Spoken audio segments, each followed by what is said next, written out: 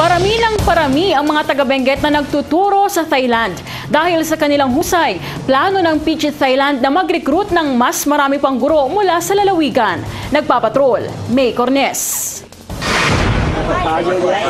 Mainit na sinalubong ng mga estudyante ng Banpong Wading School ang pagdating ng mga opisyal ng La Trinidad Benguet sa kanilang lugar. Laking gulat ng mga delegado ng La Trinidad nang sumayaw na ang mga bata ng Cordilleran Dan.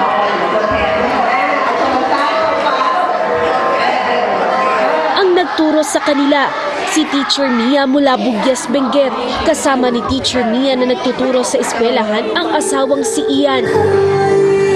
3 taon na silang nagtatrabaho sa Thailand. Unlike sa kung mag-apply ka sa Hong Kong, ganun, daming mong dapat bayaran. 3 pang taga-Benguet ang nagtatrabaho sa kaparehong eskwelahan. Kabilang dito si Teacher Nancy mula sa bayan ng Tublay. Aminado siyang hindi madaling magturo ng Ingles sa estudyanteng Thai. Yung mga pictures, yun yung ginagawa namin kasi hindi nila naiintindihan yung mga explanation. Nahatak niya rin ang nakababatang kapatid na si Desiree. 10,000 hanggang 15,000 baht o 20,000 piso ang sahod nila kada buwan. Pero yun po, libre po lahat. Libre yung work permit, libre po yung visa, pati yung bahay po, lahat na po yun libre. Ayon sa direktor ng Banpong Wading School, kahit na maraming native speaker na nagvo-volunteer sa kanilang eskwelahan, mas pinipili nilang magturo ang mga Pinoy.